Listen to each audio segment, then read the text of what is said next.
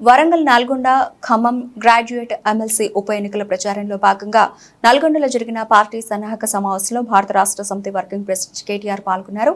ఈ సందర్భంగా ఆయన మాట్లాడుతూ ఒక వైపు విద్యావంతుడు గోల్డ్ మెడల్ సాధించిన వ్యక్తి ఉన్నాడని, అమెరికాలో ఉండి ఎంతో సాధించుకునే అవకాశం ఉన్నప్పటికీ ప్రజాసేవ కోసం వచ్చిన వ్యక్తి రాజేష్ రెడ్డి తెల్లారి లేస్తే బూతులు మాట్లాడడం, పెద్దవాళ్లను తిడితే పెద్దోన్ని అవుతానని ఇష్టమొచ్చినట్లు మాట్లాడడం, బెదిరించడం, బ్లాక్మెయిల్ చేసే వ్యక్తి మరొక వైపు ఉన్నాడన్నారు. 56 కేసులు 74 రోజులు చంచల్గూడ జైల్లో ఉన్న అనుభవం ఇది. కాంగ్రెస్ పార్టీ అభ్యర్థి గుణగణాలు. ఓ విద్యావంతుడికి పట్టం కడతారా, ఒక బ్లాక్ మెయిలర్ చీటర్కు పట్టం కడతారా ఆలోచించండి అని పట్టభద్రులను కోరారు. శాసనమండలిలో యోగ్యులు అర్హులకు అవకాశం ఇవ్వాలి, బ్లాక్ మెయిలర్లు దంతాలు చేస్తూ బెదిరించే వాళ్లకు అవకాశం ఇవ్వదని సూచించారు. కృష్ణా నదిని కేసీఆర్ గారు 10 ఏళ్ల పాటు కేంద్ర అజమాయిషీలో వాళ్ళు ఎంత ఒత్తిడి తెచ్చినా అప్పచెప్పలేదు. అదే రేవంత్ రెడ్డి ప్రభుత్వం వచ్చిన నెల రోజుల్లో పల్లె పోయిండు, దొంగచాటుగా సంతకం పెట్టిండు, మన జుట్టు తీసుకొని పోయి వాళ్ళ చేతుల్లో పెట్టి మన నాగార్జున సాగర్ ప్రాజెక్టును తీసుకుపోయి కేఆర్ఎంపీ చేతిలో, కృష్ణా రివర్ మేనేజ్మెంట్ బోర్డు చేతుల్లో తాకట్టు పెట్టి వచ్చిండు.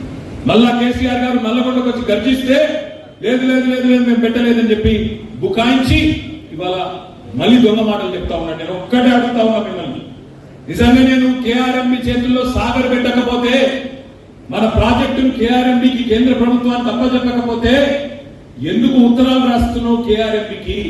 మాకు మంచినీళ్ల కోసం 1.5 టీఎంసీ కావాలి, ఆఖరి ఒక తడి కోసం ఇంకో 2 టీఎంసీ కావాలి అని కేఆర్ఎంపీకి ఎందుకు ఉత్తరాలు రాస్తున్నావు? నీ చేతుల్లోనే ఉంటే నువ్వే విడుదల చేయొచ్చు కదా. మొన్నటికి మొన్న ఆంధ్ర ప్రభుత్వం 4.5 టీఎంసీల నీళ్లు సాగర్ నుంచి తీసుకుపోయిన మాట మనకు తెలియదా? తెలుసా తెలియదా? మీకు తెలుసు. మరి ప్రశ్నించే గొంతు గాడిది గుడ్డు అని మాట్లాడే మల్లన్న పుల్లన్న ఒక్కసారి అడిగిండ కాంగ్రెస్ ప్రభుత్వాన్ని? అరే ఇక్కడ పంటలు ఎండిపోతుంటే 30,000 ఎకరాలలో ఇక్కడి పంటలతో ఆఖరికి ఒక్క తడియకుండా కిందికి 4.5 టీఎంసీలు ఎట్లా పోతున్నాయి అనే మాట అడిగిందా? అడిగే సత్తా ఉంటుందా కాంగ్రెస్ నాయకులకు? వాళ్ళ పరిస్థితి ఏంది పాపం? సిట్ అంటే సిట్టు, స్టాండ్ అంటే స్టాండ్, ఉస్కో అంటే ఉస్కో, డిస్కో అంటే డిస్కో. మీ జయవీర్ రెడ్డి మాట్లాడగలుగుతాడా? రఘువీర్ రెడ్డి మాట్లాడగలుగుతాడా? రేపు ఈ మల్లన్న మాట్లాడగలుగుతాడా? మాట్లాడితే కాంగ్రెస్ లో ఉంటారా? అందుకే నేను అనేది, మిత్రులారా ఆలోచించండి.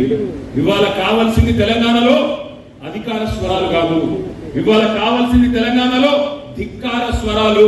గల్లా బట్టి అడిగేటోడు కావాలి, శాసన మండలిలో నిలదీసుకోడు కావాలి. అట్లాంటోడు కావాలంటే మా తమ్ముడు రాకేష్ రెడ్డి కావాలి. ఆ రాకేష్ రెడ్డిని గెలిపించమని నేను కోరుతా ఉన్నా.